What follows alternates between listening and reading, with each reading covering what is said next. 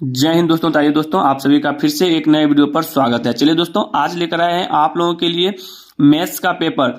और दोस्तों, अगर आप भी क्लास 10th में हैं और अभी तक आपने मैथ्स में कुछ नहीं पढ़ा है और आप सोच रहे हैं कि इस बार मैथ में आप लोगों को 90 प्लस नंबर आए, तो ये आप लोगों के लिए वीडियो होने वाला है। ये दोस्तों आप लोगों का ओरिजिनल मैथ्स का पेपर है और ये सारा क्वेश्चन आज हम आपको करवाएंगे। अगर आप 14 फरवरी को, अगर आपका एग्जाम 14 फरवरी को है मैथ्स का, ये सारा क्वेश्चन देख लें और उम्मीद करेंगे ये जितना भी क्वेश्चन हम बतला रहे हैं, अगर ये सारा क्वेश्चन आप लोग सही ढंग से पढ़कर जाते हैं तो आप लोगों को मैथ्स में 90 प्लस नंबर लाने से कोई नहीं रोक सकता है। और केवल वही क्वेश्चन आज हम आपको कराएंगे जो आपके बोर्ड एग्जाम 2023 में पूछा जाएगा। दोस्तों, सारा चीज हम आपको क्लियर करेंगे, एक एक क्वेश्चन को हम बनाएंगे, सॉल्व करेंगे, उसके बाद बताएंगे। देखिए, ये आपका सेट ए है, ठीक है। और कुल प्रश्नों की संख्या आप जानते हैं कि 138 रहेगा, जिसमें से आपको क्या रहेगा कि 100 ऑब्जेक्टिव रहेगा, ठीक है। 30 क्वेश्चन और 38 क्वेश्चन शॉर्ट और लॉन्ग दोनों मिलाकर रहेगा, ठीक ना। 100 में आपको 50 बनाना है, 30 में 15 बनाना है और 8 में 4 बनाना है, ठीक है। और इस तरह से आपका जो टोटल पूर्णांक है वो 100 नंबर का रहेगा। सारा चीज आपको यहाँ पर दिया गया है। समय 3 घंटा 15 मिनट का होगा।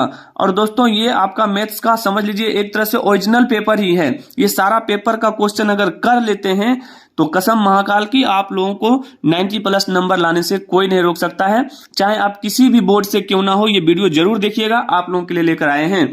चलिए दोस्तों, क्वेश्चन नंबर 1 को श्री गणेश करेंगे। सारा दोस्त, जितने मेरे प्यारे दोस्त हैं, सभी अपने दोस्तों में शेयर कर दें और एक एक क्वेश्चन को करें। बहुत ही शानदार क्वेश्चन होने वाला है। चलिए दोस्तों, आगे बढ़ते हैं। क्वेश्चन नंबर 1 को हम बनाएंगे।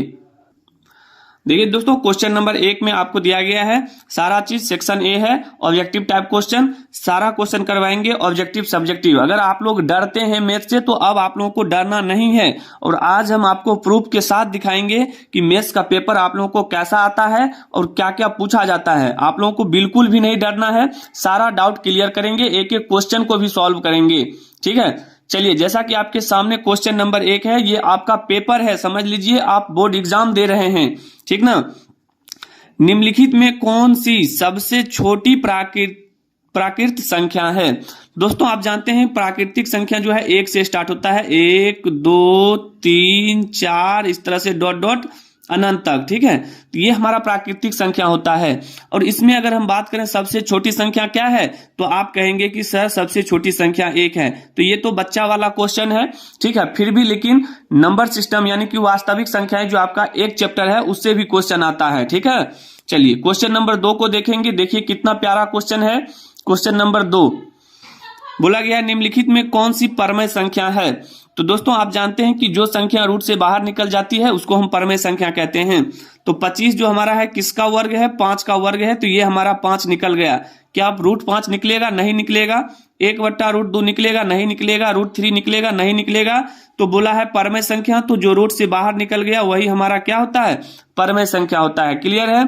चलिए दोस्तों, अब हम देखेंगे क्वेश्चन नंबर 3 को। अब दोस्तों, आपके सामने है क्वेश्चन नंबर 3। बोला है कि निम्नलिखित में कौन सी अपरमेय संख्या है? तो अपरमेय संख्या किसको बोलते हैं? जो रूट से बाहर नहीं निकलता है। तो बताइए 16 निकलेगा, कितना हो जाएगा? 16 का 4 हो जाएगा। ये √5 गुना √5 कितना होगा? 5 होगा। तो ये सारा चीज क्या है हमारा? ये सारा चीज हमारा परमेय संख्या है। अब यहां पर देखिए, जब इसको हम सॉल्व करेंगे तो यहां से काटेंगे तो यहां रूट में आ जाएगा 1/3। अब बताइए 1/3 क्या रूट से निकलेगा? नहीं निकलेगा। तो जो संख्या रूट से नहीं निकलेगा वही हमारा क्या होता है? अपरमेय संख्या होता है। और 1.3 है तो ये भी हमारा क्या है? परमेय संख्या है। क्लियर है? सारा क्वेश्चन का डाउट जो भी है क्लियर करते चलेंगे। और ये अंतिम मौका है, 14 फरवरी को इस बार 90 प्लस फोड़ना है। ये वीडियो को पूरा देखिए दोस्तों, आप लोगों का ये पेपर है और आप लोग इस क्वेश्चन को जरूर पढ़कर जाएं। यदि P और Q दो अभाज्य संख्याएं हैं तो उनका मौसो क्या होगा? दोस्तों, आप जानते होंगे कि किसी भी दो अभाज्य संख्या का मौसो हमेशा 1 होता है। ये आप लोगों को समझ में आना चाहिए। अब कैसे होता है, एक एग्जाम्पल के माध्यम से समझा रहे हैं। अब देखिए, जैसे बोला है कि P और Q दो अभाज्य संख्या, तो आप अपने मन से दो अभाज्य संख्या लीजिए। जैसे हम मान लीजिए 2 लेते हैं और 1 लेते हैं 3।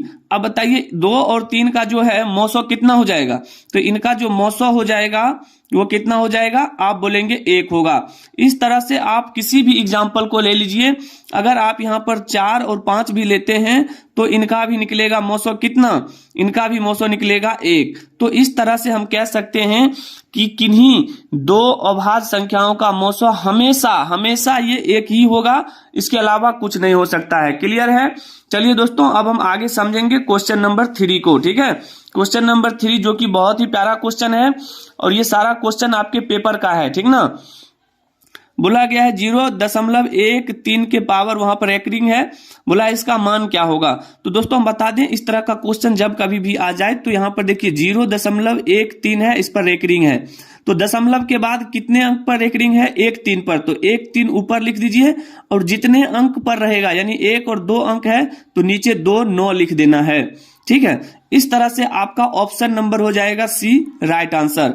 और हम बता दें कि अगर मान लीजिए कि 0.125 है और इस पर मान लीजिए रेकरिंग है तो आप क्या लिखेंगे, ऊपर वाला वैसा ही रहने दीजिएगा और नीचे देखना है कि दशमलव के बाद कितना अंक है, 3 अंक है, तो नीचे 3 9 देना है और यही आपका क्या होगा, राइट आंसर हो जाएगा। तो दोस्तों उम्मीद करेंगे कि आपको ये समझ में आ गया होगा। आगे बढ़ते हैं, क्वेश्चन नंबर 6 को देखेंगे।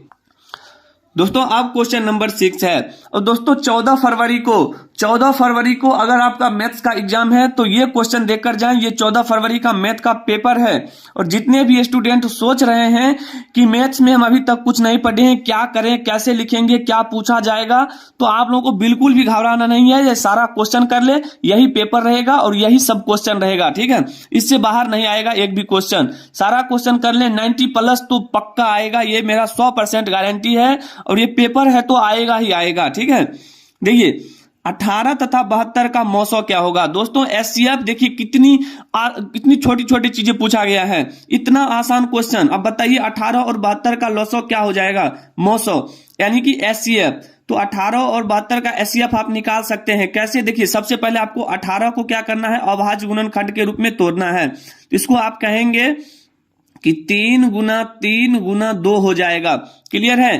फिर उसी तरह से 72 को तोड़ेंगे, 72 को, तो 72 को क्या लिखेंगे, 3 गुना 3 फिर 2 गुना 2 गुना 2, देखिए 3 3 9 दूनी 18 दूना 36 दूना 72 हो गया। अब जानते हैं कि एचसीएफ जो हमारा होता है, एचसीएफ यानी कि मौसो, वो दोनों में जो कॉमन रहता है वही होता है।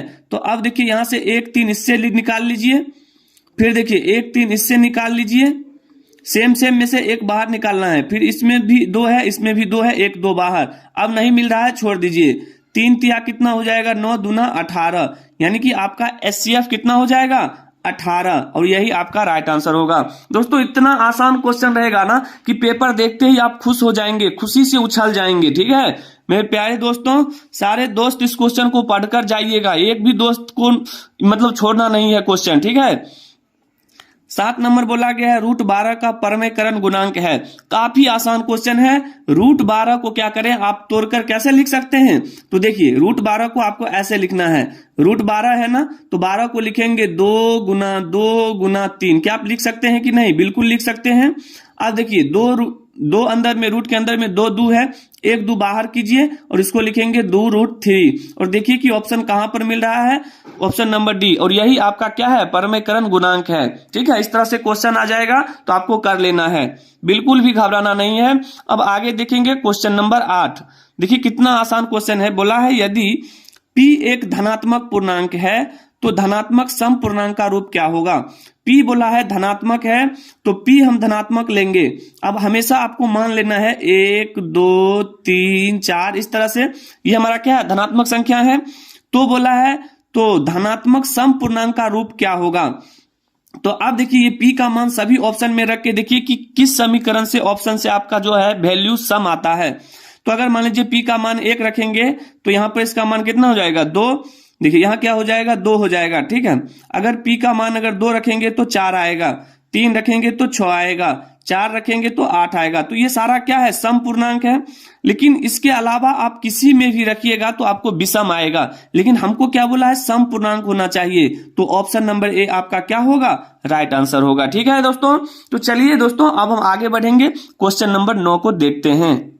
दोस्तों अब आपके सामने है क्वेश्चन नंबर 9, जो कि कितना आसान है और आप लोग पढ़े भी होंगे। निम्नलिखित में किसका दशमलव प्रसार शांत है? सारा क्वेश्चन हम अपने स्टाइल में बताएंगे, एक भी क्वेश्चन मिस नहीं जाने देंगे। दशमलव प्रसार शांत। अब शांत देखिए किसको कहते हैं, तो कुछ नहीं करना है, बिल्कुल भी नहीं घबराना है, कितना आसान हो जाएगा। देखिए पहले ये देखिए सारा जो दिया गया है बट्टा में ये कटने वाला है, तो आप देख रहे हैं कोई भी जो है नहीं कटेगा, तो नहीं कटेगा तो देख लीजिए अब क्या करना है। अगर कटेगा तो काट देना है, नहीं कटेगा तो रहने दीजिए। तब क्या करना है, नीचे वाले को हर को क्या करना है, आपको तोड़ना है। अब देखिए 81 को क्या लिखेंगे, 81 को क्या लिखेंगे, अब देखिए 9 गुना 9, तो 9 नमा 81 हो गया। अब देखिए शांत के लिए क्या होता है कि जो हर होता है हमारा, याद रखिएगा हर हमेशा नीचे वाले को कहते हैं। हर में आपका केवल 2 और 5 आना चाहिए। 2 और 5 के अलावा कुछ भी आ जाए, चाहे 3 आ जाए, चाहे 5 आ जाए, यानी सॉरी 3, 7, 11, हम कह सकते हैं कि 2 और 5 के अलावा कुछ भी आ जाए तो उसको हम क्या बोलेंगे, अशांत। और 2, 5 है तो शांत। तो देख लीजिए 41 तो हमारा क्या है, विषम संख्या, ये नहीं टूटेगा। 80 को तोड़ेंगे तो क्या हो जाएगा, 20 चौका 80, यानी कि 5 गुना, यहां कितना हो जाएगा, 5 गुना 5 दूनी 10, 10 दूनी 20, दूनी 40, 40 दूना 80। अब देखिए नीचे में देखिए 5 और 2 के अलावा कुछ है नहीं है, तो हम बोलेंगे कि ये हमारा शांत है। उसके बाद देखिए 45 को तोड़ेंगे तो 5 नमा 45 होता है, तो 5 के अलावा और 2 के अलावा 9 भी है, तो ये हमारा अशांत हो जाएगा। ठीक है, इस तरह से आप शांत को कर सकते हैं आसानी से हल। ठीक है, तो ऑप्शन नंबर डी आपका राइट आंसर होगा। क्लियर है? चलिए अब आगे बढ़ते हैं, क्वेश्चन नंबर 10 को देखेंगे। इसी तरह का क्वेश्चन आपको 2 क्वेश्चन पूछेगा ही पूछेगा। निम्नलिखित में किसका दशमलव प्रसार अशांत है? हम बताए थे कि हर में जो है, हम बताए थे हर में अगर 2 और 5 के अलावा कुछ भी आता है तो वो हमारा अशांत होता है। 2 और 5 के अलावा अगर हर में जैसे 3 आ गया, 7 आ गया, 9 आ गया, कुछ भी आ गया, तो बस ये हमारा क्या हो जाएगा, अशांत हो जाएगा। आपको केवल याद रखना है एक ही कि हर में 2, 5 है तो शांत और उसके अलावा कुछ भी है तो अशांत। तो बताइए 4 हमारा 400 क्या है, इसमें तो 2, 5 के अलावा कुछ नहीं आएगा। 80 में भी 2, 5 के अलावा कुछ नहीं आएगा। 121 देखिए 11 गुना 11, 2, 5 के अलावा इसमें 11 आ गया, तो ये हमारा अशांत हो गया। 400 में भी आपको 2 और 5 के अलावा कुछ नहीं आएगा, आप तोड़कर देख सकते हैं। तो ऑप्शन नंबर सी आपका राइट आंसर होगा। तो दोस्तों उम्मीद करेंगे कि आप लोगों को ये सारा क्वेश्चन समझ में आ गया होगा। वीडियो लंबा हो जाएगा, इसलिए हम आज आपको 10 क्वेश्चन करा दिए हैं। आप लोगों को लगातार 100 क्वेश्चन का ऑब्जेक्टिव और इसका सब्जेक्टिव क्वेश्चन पूरा का पूरा कंप्लीट सॉल्व करके बताएंगे। दोस्तों वीडियो अच्छा लगा हो तो चैनल को जरूर सब्सक्राइब करिएगा और साथ ही साथ अपने दोस्तों में भी शेयर कर दीजिएगा। और आप किस राज्य से हैं कमेंट करना नहीं भूलिएगा। और एक चीज बात और कि अगर आप लोगों को इसमें से कोई भी क्वेश्चन समझ में नहीं आता है तो आप लोग कमेंट करना नहीं भूलिएगा। तो मिलेंगे दोस्तों अगले वीडियो में, तब तक के लिए जय हिंद, जय भारत, वंदे मातरम।